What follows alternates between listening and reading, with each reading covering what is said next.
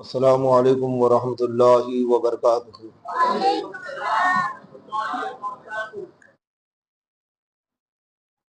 نحمدہ نصلی ونسلم علی حبیبہ الکریم اما بعد، فاعوذ باللہ من الشیطان الرجیم، بسم اللہ الرحمن الرحیم۔ لقد کان لکم فی رسول اللہ اسوۃ حسنہ، صدق اللہ مولانا العظیم وبلغنا رسولہ النبی الکریم، ونحن علی ذالک لمن الشاہدین والشاکرین، والحمد للہ رب العالمین۔ بارگاہ رسالت میں درود پاک کا ہدیہ پیش کریں۔ اللہم صلی وسلم بارک علی سیدنا مولانا محمد طب القلوب ودوائیہا وعافیت الابدان وشفائیہا ونور الابصار وضیائیہا وآلہ وصحبہ دائما ابدا۔ غوث اعظم بمنے بے سر و ساما مدد، قبلہ دی مدد، کعبہ امام مدد۔ اللہ کی سرتاب قدم شان ہے یہ، انسان ہی انسان وہ انسان ہے یہ۔ قرآن تو ایمان بتاتا ہے انہیں، ایمان یہ کہتا ہے میری جان ہے یہ۔ جشن عید میلاد النبی صلی اللہ تعالی علیہ وسلم کے پربہار موقع پر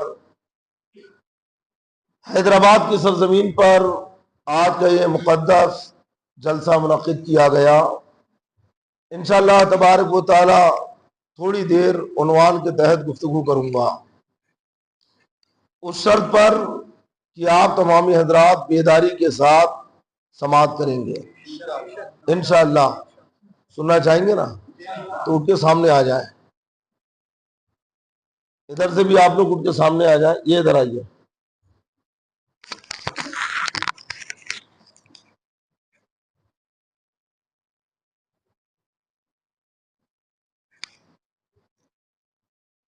پوری توجہ کے ساتھ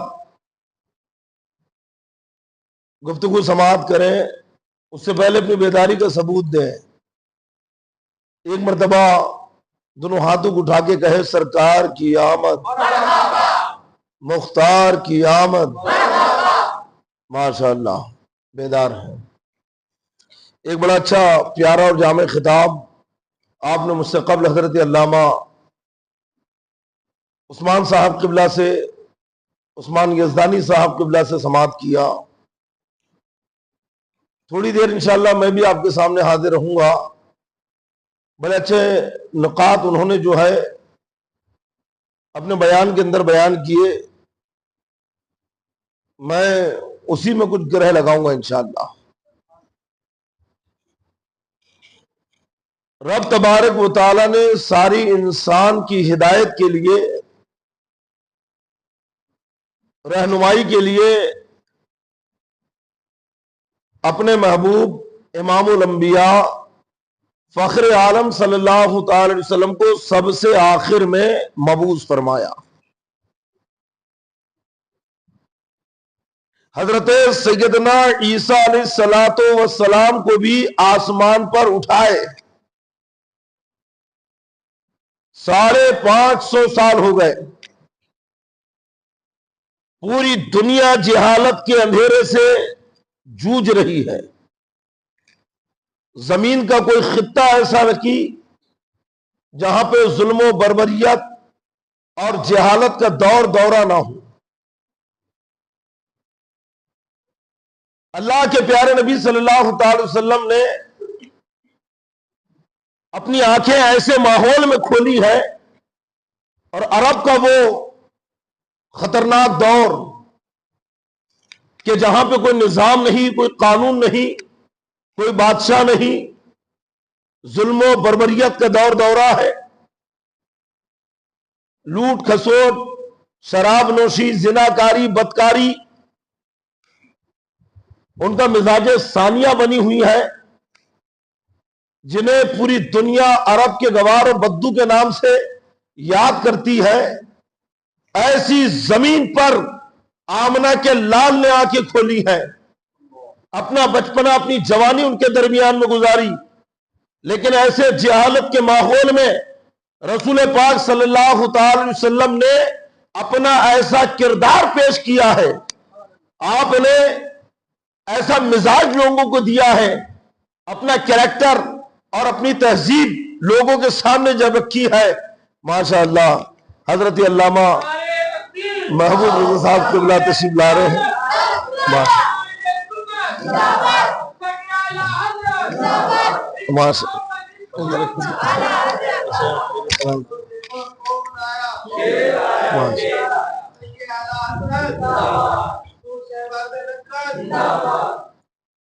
ماشاءاللہ آپ کے محلے کے، آپ کے علاقے کے متحرک عالم دین کہ جنہوں نے حیدرآباد کی زمین سے نکل کر چھتیس گڑھ کی زمین پر بھی اپنے خطاب کو لوہا منوایا ہے، آپ کے سامنے جلوہ بار ہے۔ اللہ تعالی حضرت علامہ محبوب رضا صاحب قبلہ کو اور زور بیانی عطا فرمائے۔ بس تھوڑی دیر انشاءاللہ مجھے سن لیں۔ عرب کے ایسے بھیانک اور خطرناک ماحول اور دور میں رسول پاک صلی اللہ تعالی علیہ وسلم نے اپنا جب کردار پیش کیا ہے تو عرب کے جوہلا جو جہالت کے اندھیرے میں زندگی گزار رہے تھے، انہیں بھی زندگی جینے کا سلیقہ آ گیا، کیونکہ حضور کے دن و رات صبح و شام انہوں نے دیکھے تھے۔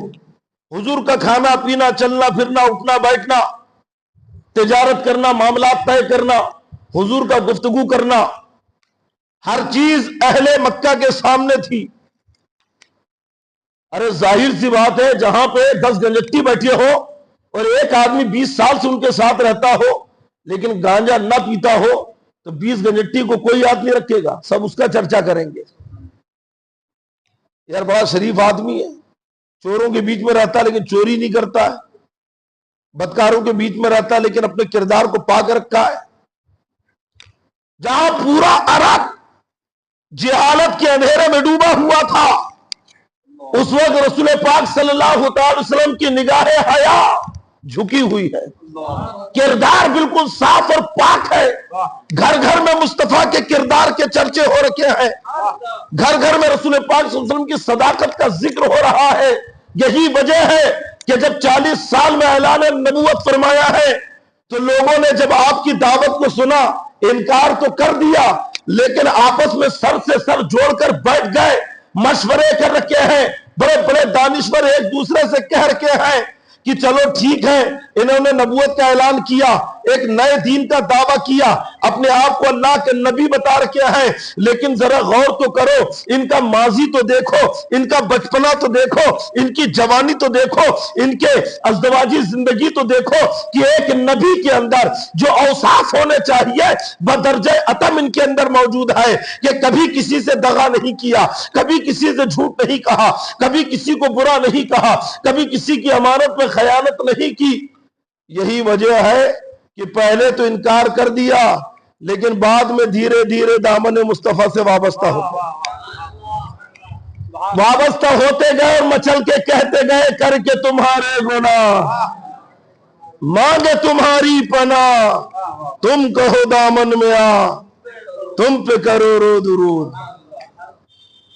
40 سالہ زندگی رسول پاک صلی اللہ تعالی وسلم نے اہل مکہ کے سامنے جو اپنی پیش کی ہے، اور جب اسی زندگی کو عرب کے بدوؤں نے اپنایا، اہل مکہ نے جہالت کے اندھیرے سے نکل کر حضور کی 40 سالہ زندگی پر عمل کیا ہے، کیونکہ پیغام بھی یہی قرآن کا، لَقَدْ كَانَ لَكُمْ فِي رَسُولِ اللَّهِ أُسْوَةٌ حَسَنَةٌ، کہ تم اپنی مرضی سے زندگی مت گزارو، بلکہ اگر زندگی گزارنا ہے تو نبی کا طریقہ دیکھو، نبی کی تعلیمات دیکھو، نبی کے صبح و شام دیکھو اور اسی طریقے سے اپنی زندگی گزارنے کی کوشش کرو۔ تو وہی عرب کے لوگ جو کل تک نہ جانے کن کن برائیوں میں گرفتار تھے، حضور کا دامن پاک تھاما ہے، دائرہ اسلام میں اپنے آپ کو داخل کیا ہے، حضور کی محبت کا اپنے آپ کو قیدی بنایا ہے، اور جب عشق مصطفیٰ کا رنگ چڑھا ہے تو اب وہی جنہیں دنیا عرب کا بدو کہتی تھی ان کی شان کا عالم یہ ہے کہ خود مصطفیٰ فرماتے ہیں اصحابک النجوم فبأیہم اقتدیتم اہتدیتم، کہ میرے سارے صحابہ ستاروں کی مانند ہے، ان میں سے کسی ایک کی بھی پیروی کرو ہدایت پا جاؤ۔ جو کل تک راستے سے خود بھٹکے ہوئے تھے، ہٹے ہوئے تھے، لیکن میرے مصطفیٰ کی تعلیم کی روشنی میں ایسے ہدایت یافتہ ہوئے کہ اب دنیا کے لیے ہادی ہو گئے، دنیا کی رہنمائی کر رکھے ہیں۔ کسی ایک کا بھی دامن تھام لو، کیونکہ سارے صحابہ عادل ہیں، سارے صحابہ پرہیزگار ہیں۔ وَكُلًّا وَعَدَ اللَّهُ الْحُسْنَىٰ، اللہ نے سب سے بھلائی کا وعدہ کیا ہے۔ آخر یہ مقام، یہ مرتبہ انہیں کیوں ملا؟ کیونکہ انہوں نے حضور کی سیرت کو اختیار کیا، طریقہ مصطفیٰ کو اپنایا۔ رسول پاک صلی اللہ علیہ وسلم نے پوری زندگی، آپ دیکھیں، انسان پیدا ہونے سے لے کے مرنے تک اپنی جو ضروریات جمع کرتا ہے، اکٹھا کرتا ہے، یا اپنی زندگی کے پہلوؤں کو جو تقسیم کرتا ہے، حضور نے کوئی پہلو نہیں چھوڑا جس پر روشنی نہ ڈالی گئی۔ اسلام وہ کامل اور مقدس مذہب ہے، اور وہ مکمل مذہب کہ جس نے زندگی کے ہر شعبے کو اجاگر کر کے رکھ دیا ہے۔ اچھا، پھر ایسے مراحل اور راستے بھی چھوڑے ہیں کہ اگر کوئی نیا مسئلہ آ جائے تو اسے ویسے نہیں چھوڑا جائے گا، قرآن و حدیث کی روشنی میں، اقوال فقہا کی روشنی میں اسے بھی حل کرنے کی آج بھی ہمارے درمیان ایسے علماء موجود ہیں جو اس کی کامل صلاحیتیں رکھتے ہیں۔ بات سمجھ میں آ رہی ہے کہ نہیں؟ نوجوانوں، ہمیں اپنی مرضی سے نہیں جینا ہے، حضور کے طریقے کو اختیار کر کے اپنی زندگی گزارنا ہے۔ اللہ کے پیارے نبی صلی اللہ علیہ وسلم نے اسی بھیانک دور کے لیے فرمایا تھا کہ جب فساد کا وقت پیدا ہو جائے، ہے نا، من تمسکا بسنتی اندہ فسادی امتی، میری سنت پہ کوئی عمل کرے۔ جب لوگ میری سنت کو بھلا دیں گے، میری سنتوں کو فراموش کر دیں گے، اس وقت اگر کوئی میری ایک سنت پہ عمل کرے، من تمسکا بسنتی، ایک سنت کو تھام لے، عمل پیرا ہو جائے، لہو اجر مئتا شہیدین، اسے 100 شہیدوں کے ثواب دیا جائے گا۔ ایک سنت پہ عمل کرنے والا، ہے نا۔ اچھا، یہ کب فرما رہے ہیں؟ جبکہ عرب میں جہالت کا دورہ ہے۔ دیکھو، بت پرستی عام ہے، قتل و غارت عام ہے، شراب نوشی عام ہے، زنا اور بدکاری عام ہے۔ اللہ کے نبی نے ایک دم سے سب کو ختم نہیں کیا، سب سے پہلے توحید کی دعوت دی، قولوا لا الہ الا اللہ تفلحوا، پھر اپنی رسالت کا اعلان کیا، انی رسول اللہ، میں اللہ کا رسول مانو۔ توحید کی طرف بلایا کہ اللہ ایک ہے، اس کی وحدانیت کو مانو، کامیاب ہو جاؤ گے، میں اللہ کا رسول ہوں، اسے قبول کرو۔ اور پھر عرب میں قتل و غارت بہت عام تھی، انسانی جان کی کوئی قدر و قیمت نہیں۔ ارے بچہ جب بڑا ہوتا تھا نا تو نفرتی ماحول میں نشو و نما پاتا، مخالف قبائل کی دشمنی لے کر وہ پروان چڑھتا۔ آج ہمارے یہاں بچوں کو ہم جو تعلیم و تربیت دیتے، عرب میں ماحول ہی نہیں تھا۔ ماں اسے کہتی، بیٹا بڑا ہونا اور تجھے تیرے دادا کا بدلہ لینا ہے، بیٹا تجھے بڑا ہونا، تجھے اپنے باپ کا بدلہ لینا ہے، فلاں قبیلے کے فلاں آدمی نے تیرے باپ کو مارا تھا، تیرے دادا کو مارا تھا، تیری خاندان کے اتنے لوگوں کو مارا تھا۔ اب بتائیے کہ جسے گھٹی میں ہی نفرت گھول کے پلائی جا رہی ہو، جسے گھٹی میں ہی قتل و خون اور غارت گری کا سبق دیا جا رہا ہو، تو اس بچے کی ذہنیت کا عالم کیا ہوگا؟ وہ بچہ کس ماحول میں نشو نما پا رہا ہے؟ دشمنی نسلن بعد نسلن منتقل ہوتی جا رہی ہے، صدیوں سے ایک دوسرے کی نفرتیں دلوں میں پڑ رکھی ہیں۔ ایسے ماحول میں جب انسانی جان کی کوئی قیمت رہی، اللہ کے نبی صلی اللہ علیہ وسلم تشریف لائے اور اللہ کا پیغام قوم کے سامنے رکھا، من قتل نفسا بغیر نفس او فساد فی الارض فکانما قتل الناس جمیعا، کہ اگر کوئی کسی ایک انسان کو قتل کر دے تو اس نے ایک انسان کا قتل نہیں کیا ہے، پوری انسانیت کا قتل کیا ہے۔ ایک انسان کی جان کو پوری انسانیت کی جان بتایا گیا، اور یہ سبق بھی آپ کو صرف اسلام میں ملے گا۔ نفرت کے آج تو نفرت کا ماحول بھڑکایا جا رہا ہے۔ عرب کے جوہلا جو کام کرتے تھے آج ہمارے ہندوستان میں ماحول بنایا جا رہا ہے، نفرتیں دلوں میں ڈالی جا رہی ہیں کہ تمہیں ان سے دور رہنا، ان کی دکان سے نہیں لینا ہے، ان سے ہے نا ہماری دشمنی جو بھی ہے۔ ارے رسول پاک صلی اللہ علیہ وسلم کی سیرت دیکھو، نفرتیں دلوں سے مٹائی ہیں، اور ایسی مٹائی کہ مدینہ طیبہ کے وہ قبیلے جنہیں اوس و خزرج کہتے ہیں، کہ جن کے تعلق سے مشہور تھا کہ آگ اور پانی تو جمع ہو سکتے ہیں، دن اور رات تو اکٹھا ہو سکتے ہیں، لیکن اوس و خزرج کبھی ایک جگہ جمع نہیں ہو سکتے۔ لیکن میرے مصطفیٰ نے جب اپنی تعلیم سے انہیں آراستہ کیا، اور جب ان قبائل نے حضور کے محبت کا جام پیا ہے، تو وہی مسجد نبوی ہے، اور حضور کے پیچھے اوس و خزرج ایک ہی صف میں کھڑے ہوئے۔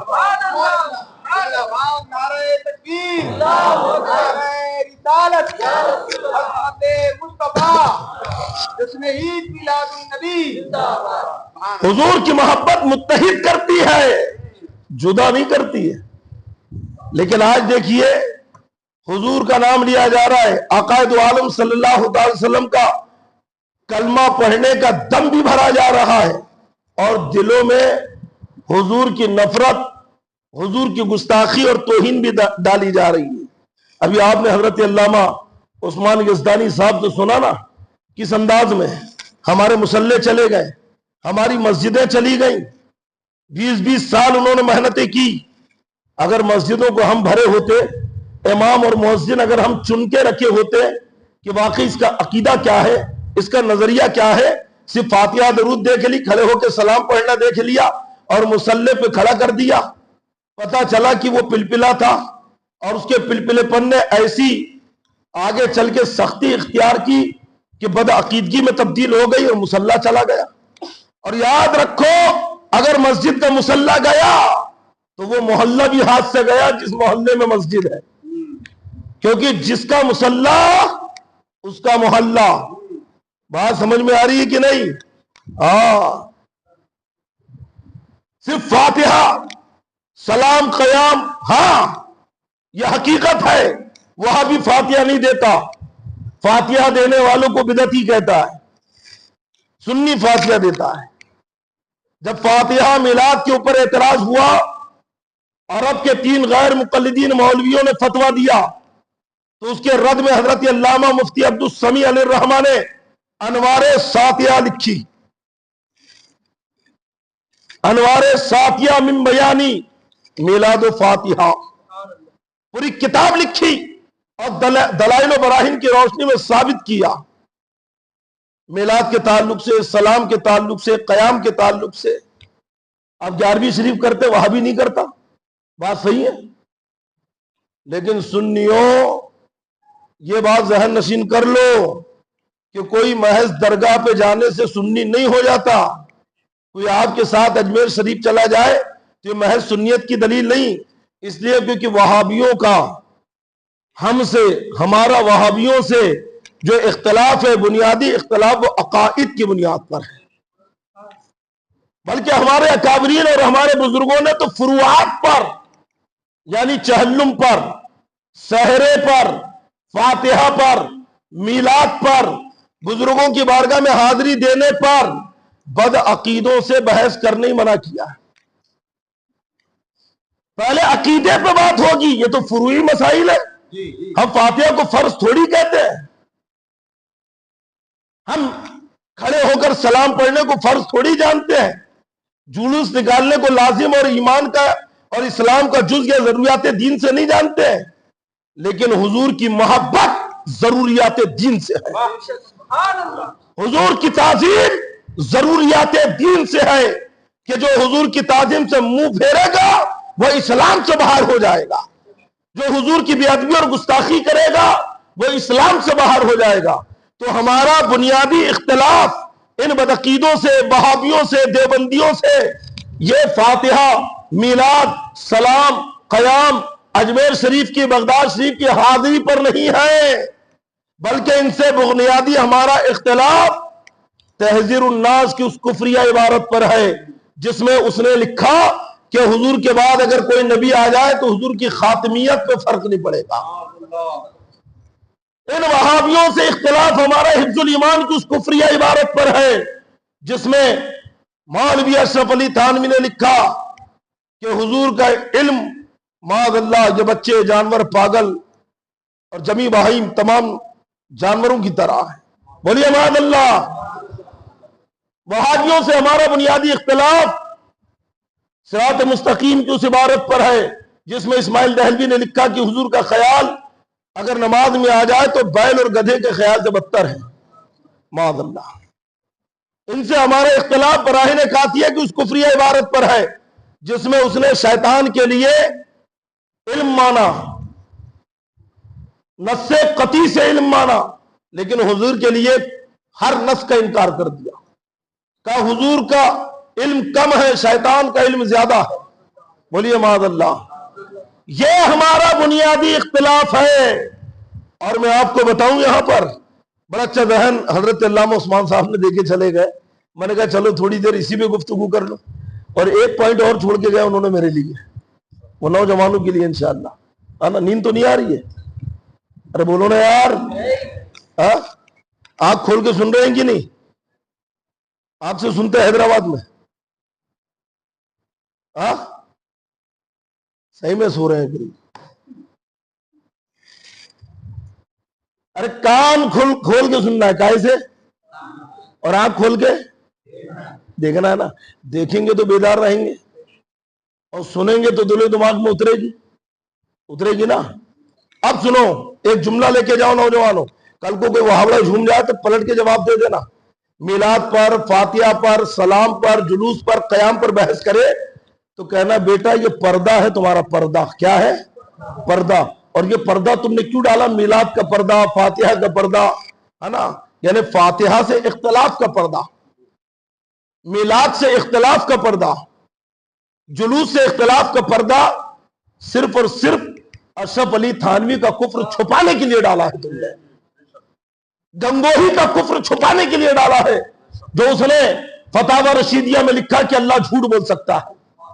اسماعیل دہلوی نے یک روزہ میں لکھا ہے کہ اللہ جھوٹ بول سکتا ہے، جھوٹ پر قادر ہے، اور ذہن بھی دے رہا ہے معاذ اللہ۔ دیکھو الٹا سلٹا کیا کیا لوگوں کو برگلا رہا ہے کہ اگر بندہ اللہ جھوٹ نہ بولے تو بندہ جھوٹ کہتا ہے، بندے کی طاقت اللہ سے زیادہ ہو جائے گی، معاذ اللہ ثم معاذ اللہ، ہے نا۔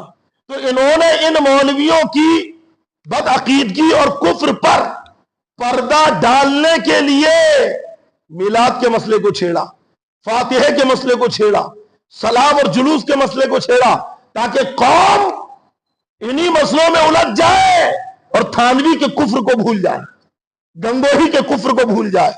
لیکن یاد رکھو، جب تک ہماری جماعت میں ایسے علماء موجود ہیں، اسی محلے کو بیان مجھے یاد ہے، آپ کا حضرت کتاب کھول کے جو دکھا دے رہا آپ نے، کتاب کھول کے تقریر پورے بدعقیدوں کے، ہے نا، ان کی بدعقیدگی کے حوالے، جب تک ہمارے یہاں ایسے علماء موجود ہیں، علماء اہل سنت، علماء حق، ان وہابیوں کا فریب رنگ نہیں لائے گا، ان کی چلے گی نہیں۔ ان کے پردے نقاب اٹھا کر بتائیں گے کہ ان سے ہمارا بنیادی اختلاف کیا ہے، کیونکہ ہمارے امام اعلیٰ حضرت امام اہل سنت نے ہمیں یہ سبق دیا نا، یہدی کی تقویت اس کے گھر، یہ مستقیم صراط سر، جو شقی کے دل میں ہے گاؤ خر، تو زباں پہ چوڑا چمار ہے۔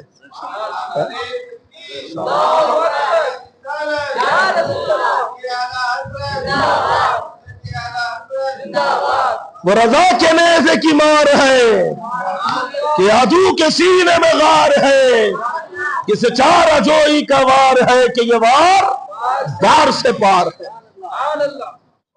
اعلیٰ حضرت نے ہمیں بتا دیا ان سے بنیادی اختلاف کیوں ہیں۔ یہ اللہ اس کے نبی کے کھلے گستاخ ہیں۔ انہوں نے اپنی کتاب میں لکھا، براہین قاطعیہ میں لکھا، اوپر نام خلیل احمد امبیڈوی کا ہے، لیکن مفتی عبدالسمیع صاحب نے بیان کیا ہے کہ لکھنے والا رشید احمد گنگوہی ہے، نام اس کے نام سے کتاب چلایا۔ اس میں لکھا کہ حضور کا میلاد منانا کنہیا کے جنم دن کی طرح ہے۔ معاذ اللہ سما معاذ اللہ۔ لکھتا ہے کہ حضور نے اردو زبان دیوبند میں سیکھی آ کر۔ جو معلم کائنات ہے، جن کے طوفان گونگے بھی بولنے لگے، وہ اردو زبان دیوبند میں سیکھیں گے؟ کتنی بڑی توہین، گستاخی معاذ اللہ۔ اردو کا وجود کب کا؟ ارے ساری زبانیں حضور کا صدقہ ہے۔ ایک عورت نبی کی بارگاہ میں اپنے بچے کو لے کر آئی، بچہ بڑا تھا، سمجھدار، لیکن مکہ تھا، اور جو مکہ ہوتا ہے وہ بہرا بھی ہوتا ہے۔ اصل میں جو بہرا ہوتا ہے وہ مکہ بھی ہوتا ہے، کیونکہ سنے گا نہیں تو بولے گا کیا؟ بات سمجھ میں آ رہی ہے؟ لاجک ہے یہ۔ جو بہرا ہوتا ہے وہ مکہ بھی رہتا ہے، تو نہ بولتا تھا نہ سنتا تھا کہ یا رسول اللہ، علامہ قاضی عیاض رحمۃ اللہ علیہ نے شفا شریف میں روایت نقل فرمائی کہ یا رسول اللہ، نہ یہ سنتا ہے نہ بولتا ہے، نگاہ کرم کر دے۔ میرے آقا نے اس بچے سے کہا من انا، کہے بیٹے بتا میں کون ہوں؟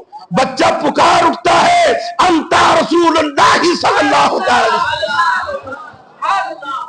باپ نے اس کا منہ کھولنے کی کوشش کی، لیکن کبھی ابا نہیں بولا، ماں کو اماں نہیں بولا، اور جب بولنا سیکھا ہے تو سب سے پہلے میرے مصطفیٰ کی تعریف بیان کر۔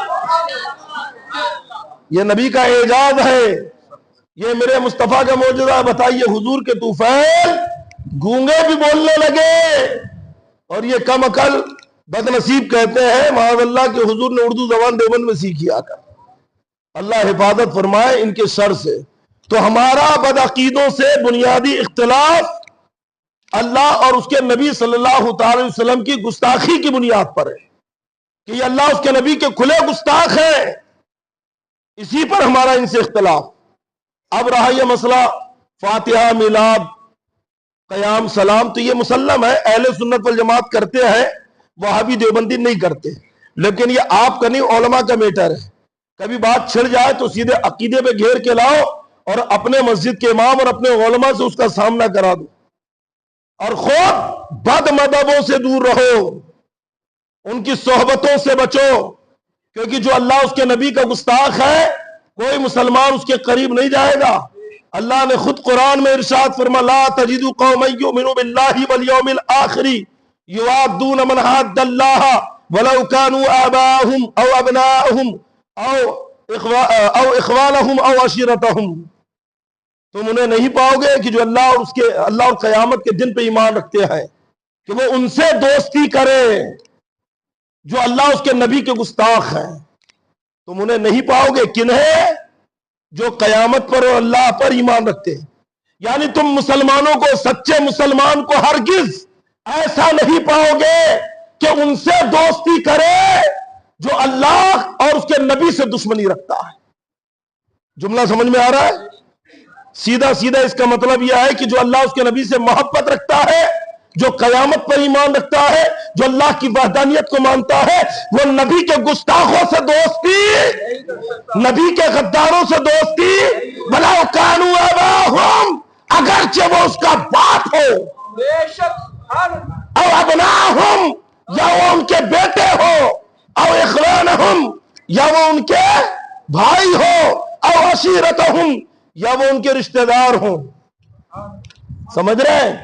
چاہے وہ اس کا باپ کیوں نہ ہو، اگر نبی کا گستاخ ہے تو وہ باپ سے دوستی اور تعلق نہیں رکھے گا۔ سچے مومن کی علامت قرآن بیان کر رہا ہے۔ اللہ نے بتا دیا کہ دوستی کس سے رکھنا ہے، دشمنی کس سے رکھنا ہے۔ ارے جو اللہ اور اس کے نبی کا محبوب ہے وہ ہمارا بھی محبوب، ہمارا بھی دوست، اور جو اللہ اور اس کے نبی کا گستاخ ہے وہ ہمارا بھی دشمن۔ بات سمجھ میں آ رہی کہ نہیں؟ اپنے ایمان و عقیدے کی حفاظت کرو، اور فروعی مسائل میں الجھنے سے بہتر ہاں دلائل رکھو، کبھی ضرورت پڑ جائے علماء کی بیانات، تقریریں سنو، لیکن یاد رکھو کہ بدعقیدوں سے ہمارا بنیادی اختلاف ان کفریہ عبارتوں کی بنیاد پر ہے۔ حسام الحرمین میں جن عبارتوں کے اوپر فتوے موجود ہیں، بات سمجھ میں آ رہی ہے؟ اگر اس پر آپ سختی سے قائم رہے تو انشاءاللہ آپ بھی بدعقیدوں سے محفوظ رہو گے، اور آئندہ آپ کی نسلیں بھی محفوظ رہیں گی، کیونکہ حالات اور دور بڑے خطرناک ہیں، حالات بہت نازک ہیں۔ آپ کو ایمان و عقیدے کی اصلاح بھی کرنا، حفاظت کرنا ہے، کیونکہ ایسے ایسے رنگ میں آپ کے سامنے آ رہے ہیں۔ ارے بتائیے، ایک آدمی ہے نا، چلا گیا جماعت میں، اب وہاں سے ایسا متاثر ہو کے آ رہا، اسے سمجھایا جا رہا ہے کہ بھائی یہ اللہ کے گستاخ ہے، نبی کے گستاخ ہے، اولیاء کے گستاخ ہے، صحابہ کے گستاخ ہے، اہل بیت کے گستاخ ہے، ماننے کو تیار نہیں۔ یہ ریئل واقعہ بتا رہا ہوں میں آپ کو۔ ایک بندے سے میری گفتگو ہو چکی اس تعلق سے، اور مجھ سے کہہ رہا ہے کہ حضرات میں 40 دن جماعت میں رہا، لیکن انہوں نے کبھی صحابہ کے بارے میں کچھ نہیں کہا، اولیاء کے بارے میں کچھ نہیں کہا، حضور کی شان میں کبھی کوئی گستاخی نہیں کی۔ تو میں نے کہا یار پھر 40 دن تک یہ کیا کرتے رہے، تجھے لے کر ادھر سے ادھر کیا پھرتے رہے؟ تو کہتا نہیں، 40 دن تک انہوں نے مجھے نماز پڑھنا سکھایا، وضو کرنا سکھایا، غسل کرنا سکھایا، جنازے کی نماز کا طریقہ بتایا۔ 40 دن یہ، میں نے کہا ٹھیک ہے، تیرا دعویٰ یہ ہے کہ 40 دن تک انہوں نے تجھے ضرورت کے مسائل بتائے، عقائد پہ کوئی بات نہیں کی؟ کہا بالکل نہیں۔ میں نے کہا کیا بات ہے کہ جب 40 دن کے بعد جماعت سے تم واپس آتے ہو تو پہلے ہر جمعرات کو تم بزرگوں کی بارگاہ میں جاتے تھے، تاج الاولیاء کی بارگاہ میں جاتے تھے، حضرت سیدنا شرف الدین رحمت اللہ علیہ کی بارگاہ میں جاتے تھے، شہباز دکن کی بارگاہ میں جاتے تھے، اب کیا ہو گیا؟ اب وہاں جانا بدعت اور شرک کیوں نظر آ رہا؟ سال میں جو تمہارے ہاں دادا کی برسی ہوتی تھی، اب گھر میں کہہ رہا نہیں کوئی برسی نہیں ہوگی۔ ابا کا انتقال ہو گیا، اب کہتا کوئی چہلم نہیں ہوگا۔ چہلم سے نفرت، بزرگوں کے عرس سے نفرت، بزرگوں کی بارگاہ سے نفرت، وسیلے سے نفرت۔ تو سر پکڑ لیا تو اس نے سر، یہ ریئل بات ہے۔ کہتا یہ بات تو صحیح ہے مولانا صاحب، حالانکہ یہ سب چیزوں پہ بات نہیں ہوئی، لیکن 40 دن کے بعد جب آدمی جماعت سے آتا ہے، یہ حقیقت ہے کہ بزرگوں کی بارگاہ سے نفرت ہو جاتی ہے۔ چہلم کا کھانا حرام نظر آتا ہے، برسی اور فاتحہ کے کھانے ناجائز نظر آتے ہیں، قبر پہ اذان دینا بدعت و شرک نظر آتا ہے، یہ بات تو ہے۔ لیکن سمجھ میں نہیں آ رہا کہ آخر یہ انہوں نے ہمارے دماغ میں ڈالا کب؟ 40 دن تو اس پہ بات ہی نہیں ہوئی۔ تو میں نے کہا بیٹا تجھے نظر نہیں آئے گا، یہ تو میرے امام احمد رضا فاضلِ بریلوی نے 100 سال پہلے دیکھ لیا تھا اور اسی وقت آگاہ کر دیا تھا، شہد دکھائے، زہر پلائے، قاتل ڈائن شوہر کش، اس مردار پہ کیا للچایا، دنیا دیکھی بھالی ہے۔ امام احمد رضا نے 100 سال پہلے دیکھ لیا تھا کہ یہ نماز کے پیالے میں بزرگوں کی بغض کا زہر گھول کے پلا رکھے ہیں۔ یہ مسائل اور نماز وغیرہ کے ہے نا آڑ لے کر بزرگوں کی اور اللہ اس کے نبی کی محبت دلوں سے نکال رہے ہیں۔ بات سمجھ میں آ رہی ہے؟ تو جہاں آپ کو اپنے ایمان و عقیدے کی حفاظت کرنا ہے، وہیں آپ کو اپنے کردار کی بھی حفاظت کرنا ہے۔ جیسا آپ جواریوں سے بچتے ہو، آپ کا بیٹا اگر جواری کے ساتھ رہے نفرت ہوتی ہے کہ نہیں؟ اگر آپ کسی شرابی کے ساتھ بیٹے کو دیکھ لیں تو آپ کی راتوں کی نیند اڑے گی کہ نہیں؟ جلدی بولو، اڑے گی نا کہ میرا بیٹا شرابی نہ ہو جائے، میرا بیٹا گنجٹی نہ ہو جائے، میرا بیٹا چرسی نہ ہو جائے، میرا بیٹا چور نہ ہو جائے۔ کسی بدکار کے ساتھ اگر کوئی اپنی اولاد کو دیکھ لے تو اس کا چین اڑ جاتا ہے، بے چین ہو جاتا ہے، راتوں کی نیندیں خراب ہو جاتی ہے۔ میں کہتا ہوں اگر یہ بدکاروں کی صحبت میں گیا بھی تو کیا ہوا؟ کردار خراب ہوگا۔ لیکن وہابیوں کی صحبت میں دیکھنے کے بعد تمہارا خون کیوں نہیں کھولتا ہے؟ غیر مقلدوں کی صحبت میں دیکھنے کے بعد تمہاری راتوں کی نیند کیوں نہیں اڑتی ہے؟ اس لیے کیونکہ وہ تو دنیا کی زندگی تباہ کر رہا ہے اور وہابی تو آخرت تباہ کر رہا ہے۔ وہابی کی صحبت تو یہ آخرت کو برباد کر رکھی ہے۔ اگر وہابی کی صحبت میں رہا تو دنیا بھی تباہ اور آخرت بھی تباہ، کیونکہ اس کی دوستی آگ ہے اور اس سے محبت ناگ ہے۔ آلت نے فرمایا بدعقیدے کی محبت کب ڈس لے اور بدعقیدگی کا زہر ڈال دے، اس لیے اپنے آپ کو بچاؤ، سمجھے کہ نہیں، بدعقیدوں سے، اور اپنا کردار بھی اونچا رکھو۔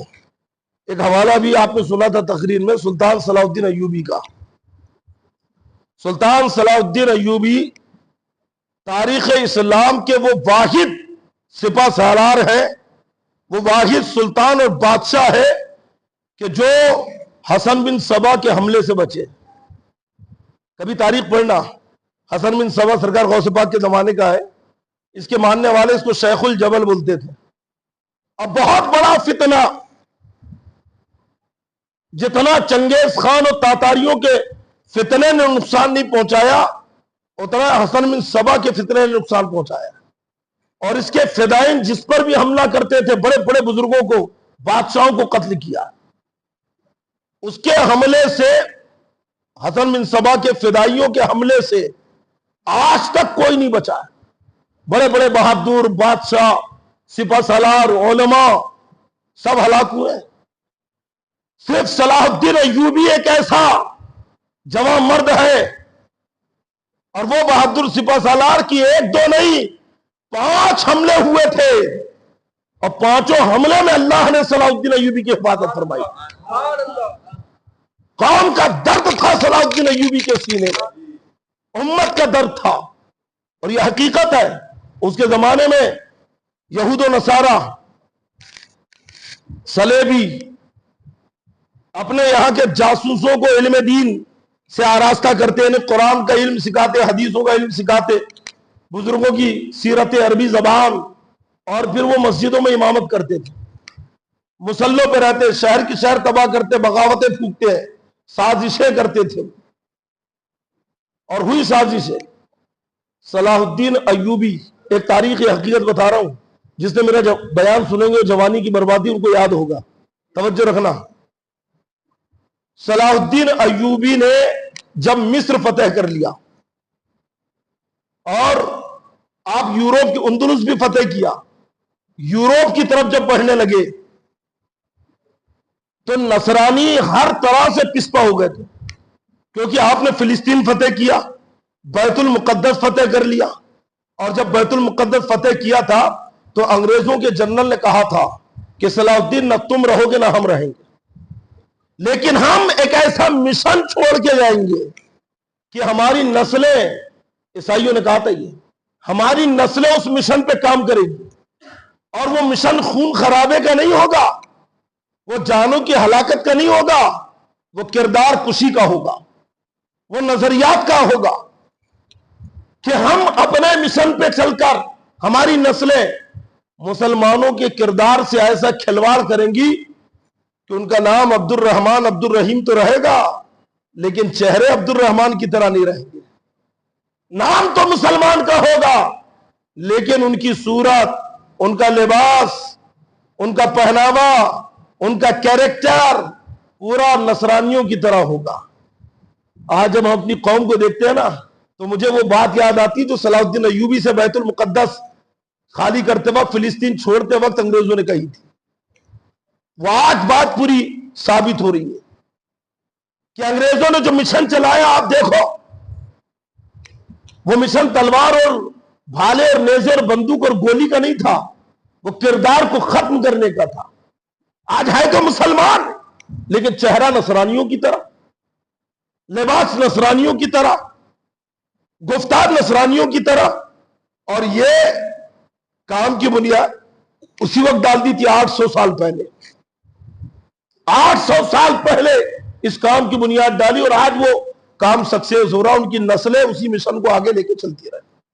صلاح الدین ایوبی نے جواب دیا تھا لیکن ڈنگ نہیں ماری تھی. انہوں نے کہا تھا کہ ہاں، اگر میری قوم کا یہی حال رہا، میری قوم اگر آج بھی نہ سنبھلی، تو پھر آگے چل کے ان کے نعرے تو ہوں گے لیکن کھوکھلے ہوں گے.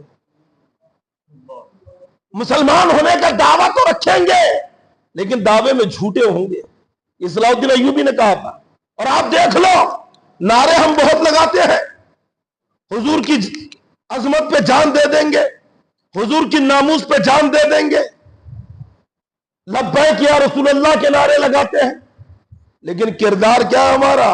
واپس آ کے حضور کے گستاخوں کے ساتھ بیٹھ کے کھانا بھی کھا رہے ہیں، ان کو دعوتوں میں بھی بلا رہے ہیں، گاڑیوں پہ لڑکیوں کو بٹھا کے گھما بھی رہے ہیں، پارکوں اور گارڈن میں بیٹھے ہیں، 2 بجے رات تک غیر عورتوں سے بات بھی کر رہے ہیں. صلاح الدین ایوبی نے بھی جو کہا تھا وہ سچ کہا تھا. بات سمجھ میں آ رہی ہے آپ کے؟ اسی وقت کردار کشی کی اور مسلمان نسلوں کو تباہ کرنے کی بنیاد ڈال دی گئی.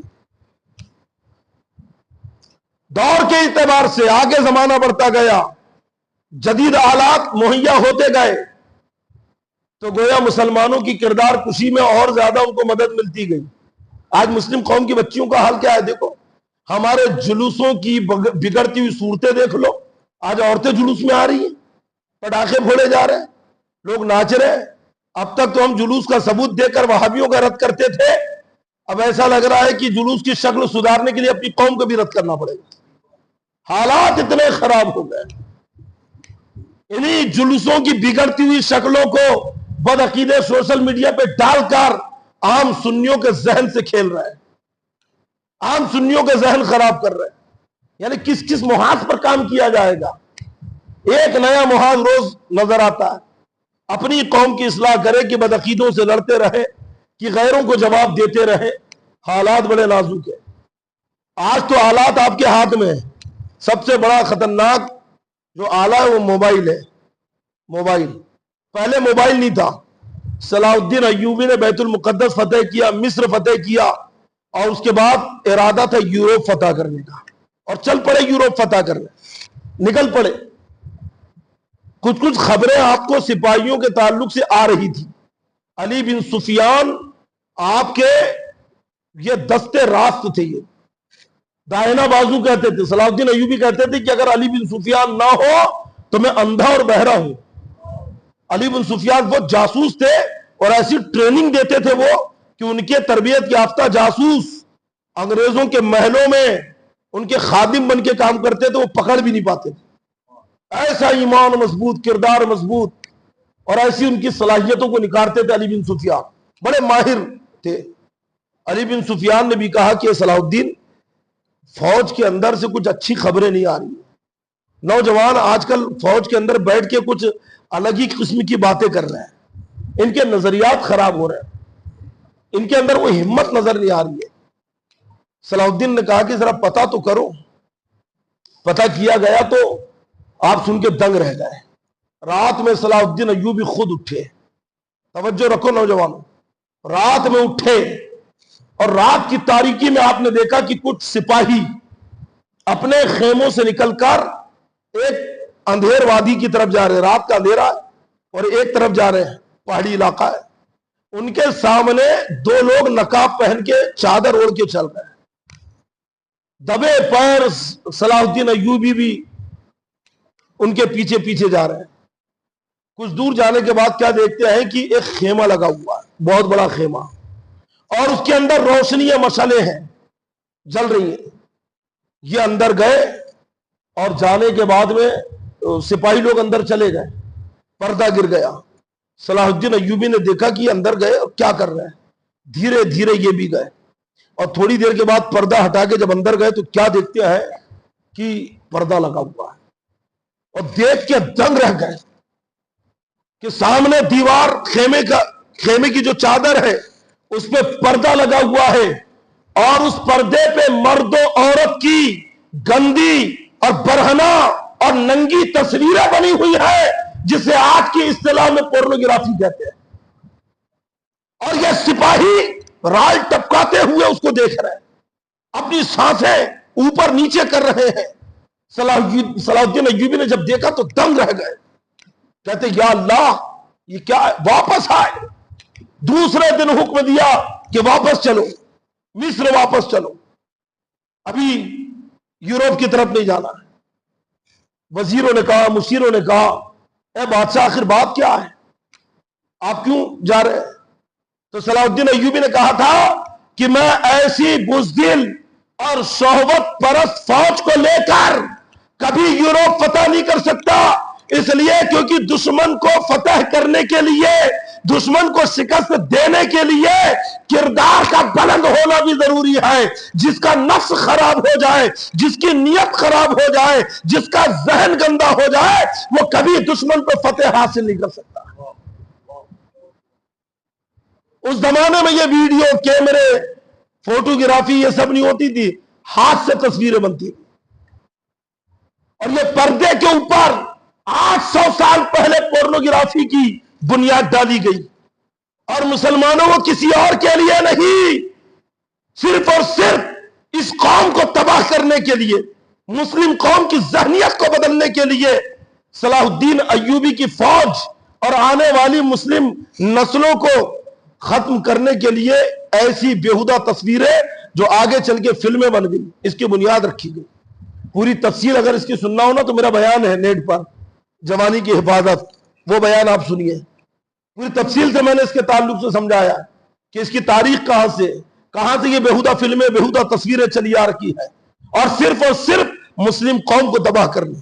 آج باپ نے اپنے 5 سال کے بچے کو، 7 سال کے بچے کو ہاتھ میں موبائل دے دیا، بچہ رو رہا ہے، باپ کو گھومنے نہیں جانے دے رہا ہے، ماں کو اس کی پسند کا ایپیسوڈ ٹی وی پہ دیکھنے نہیں دے رہا ہے، ماں نے بھی گپ بیٹھانے کے لیے موبائل دے دیا، بچہ موبائل ہاتھ میں لیا، ریلز پہ ریلز پلٹا رہا ہے، بیہودہ تصویریں بھی آتی ہیں، گندی فلمیں بھی آتی ہیں، مرد عورت لپٹ کے نہ جانے کیسے کیسے مناظر وہاں پیش کرتے ہیں۔ ابھی بچہ ہے، 5 سال کا ہے، 7 سال کا ہے، 8 سال کا ہے، نہیں سمجھا اس نے، اسے کیا پتا ہے کیا ہے یہ لڑکا لڑکی لپٹ کے کیا کر رہے ہیں، اسے کیا پتا، کیونکہ ابھی وہ اس کو نہیں سمجھ رہا۔ لیکن یاد رکھو، آدمی جو بھی دیکھتا ہے، سنتا ہے، وہ یا پڑھتا ہے، وہ فراموش نہیں ہوتا ہے، بلکہ لاشعور میں قید ہوتا ہے، لاشعور میں۔ اور جیسے اس سے ریلیٹڈ کبھی کوئی واقعہ ہو تو 10 سال پرانی بھی بات کلک ہو جاتی ہے، لاشعور سے اچھل کے شعور میں آتی ہے۔ بچہ کوری تختی ہے، کورا کاغذ ہے، اس کے اوپر تو تمہیں سورہ یاسین چھاپنا تھا، بچہ ابھی کورا کاغذ ہے، اس کے ذہن پہ تمہیں سورہ فاتحہ چھاپنا تھا، اس کے ذہن پہ عشق مصطفیٰ کے نقشے چھاپنا تھا، اس کے ذہن پر تمہیں صحابہ کرام کی عظمت کے نقاش ہے نا نقشے جو ہوتے یہ منقش کرنا تھا، لیکن تم نے اس کے ذہن پہ گندی تصویریں چھاپ دی، گندی فلمیں چھاپ دی، گندے مناظر اس کے ذہن میں لاشعور میں قید کر دیے۔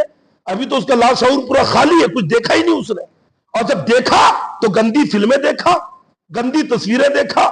اب وہ بچہ جو 5 سال کا ہے بیہودہ فلمیں دیکھ کے سمجھا تو نہیں، لیکن جب جوانی کے دہلیز پہ قدم رکھے گا، جب بلوغیت کی منزل پہ پہنچے گا، یاد رکھو جب پہلی مرتبہ اسے اپنی صحبت کا احساس ہوگا، اور اس وقت اگر یہ لاشعور سے گندی فلمیں تصویریں جو 5 سال کی عمر میں دیکھا ہے نکل کے شعور میں آ گئی تو اس وقت اس کے ذہن کو اور اس کے دل کو کیا دھچکا لگے گا آپ اس کا اندازہ نہیں کر سکتے۔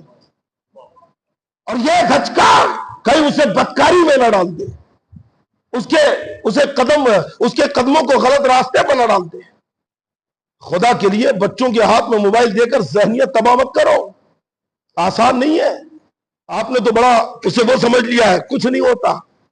بچوں کے کرداروں کا ہے نا تباہ ہونا، کرداروں کا مٹنا، اس کی بنیادی وجہ یہی ہے کہ ہم نے بچپن میں ان کے ذہن کو خود خراب کیا ہے، اور پھر بعد میں آتے ہیں حضرت مولانا محبوب صاحب قبلہ تعویذ دے دیجئے، دعا کر دیجئے، بچہ بات نہیں مان رہا ہے، بچے کا ذہن خراب ہو گیا ہے، ہو رہا ہے نا۔ ارے 15 سال کا بچہ، 18 سال کا بچہ، بتائیے آج سدھار گرہ میں پڑا ہوا ہے، پکڑا گیا وہ بدکاری کرتے ہوئے۔ کیوں ہو رہا ہے ایسا؟ تم نے 5 سال کی عمر میں اس کے ہاتھ میں موبائل دیا، 7 سال کی عمر میں موبائل دیا، کر کے ایسا ہوا۔ کردار سب سے بڑی چیز ہے۔ سلطان صلاح الدین ایوبی نے کہا تھا جب تک اس قوم کا کردار بلند نہیں ہوگا تب تک یہ قوم فتح نہیں حاصل کر سکتی ہے۔ اور صلاح الدین ایوبی نے کہا تھا اگر میری قوم کے لوگ میرے پیر میں بیڑیاں نہ ڈالتے تو میں آج پورا یورپ فتح کر لیتا۔ صلاح الدین ایوبی نے کہا تھا یہ وہ صلاح الدین کی جنہوں نے پوری زندگی اپنی گھوڑے کی پیٹھ پہ گزاری ہے، نرم گداز گدوں اور بستروں پہ نہیں سوئے ہیں، خیموں میں چٹائی کے اوپر آپ نے اپنی شب گزاری ہے، میدانوں میں اپنی زندگی گزاری ہے۔ وہ صلاح الدین ایوبی، کتنا درد تھا ان کے اندر قوم کا، انہی کی فتح کی آج یہ ان کے فتح کے اثرات ہے، اور انہی کی عظیم کردار کی آج یہ جھلک ہے کہ جو مسلمانوں کے اندر جو تھوڑی بہت ہے نا انسانیت اور بلند کرداری نظر آ رہی ہے، اگر ہمارے وہ اسلاف اور بزرگ کام نہ کرتے تو آج پتہ نہیں ہم بھی کہاں ہوتے۔ ہمارا کردار جو بچا ہے یہ انہی کا صدقہ ہے۔ بات سمجھ میں آ رہی کہ نہیں؟ تو جہاں وہابیوں سے بدعقیدوں سے بچنا ہے وہاں برے لوگوں سے بھی بچنا ہے، اور جہاں بدکاروں سے بچنا ہے وہاں وہابیوں سے بھی بچنا ہے۔ ذہن نشین ہو گئی بات؟ یہی آج کا پیغام، اس پہ عمل کریں گے انشاءاللہ۔ موبائل وغیرہ کا بیجا استعمال تو نہیں کریں گے، رات میں 2، 1، 3 بجے تک موبائل تو نہیں دیکھیں گے، پکا؟ یا تو آواز ہی نہیں نکل رہی یار، نیت نہیں ہے کیا؟ بیٹا تم موبائل تو نہیں دیکھتے نا؟ کیا کھیلتے ہیں؟ پب جی کھیلتے ہیں کیا کھیلتے ہیں؟ Free fire? پھر آج کل تو حضرت وہ گیم کھیل کر بھی لوگ پیسے کما رہے ہیں، کئی نوجوان اس میں برباد ہو گئے، اجڑ گئے۔ ارے کوئی بھی آدمی فری میں پیسے دے گا کیا؟ جوا کو عربی میں میسر کہتی، کیوں کہتے ہیں میسر؟ میسر کا معنی آسان، اور جوا میں پیسہ آتا بھی آسانی سے، جاتا بھی، آئے گا ایک بار اور جائے گا 10 بار، اس لیے اسے میسر کہتے ہیں۔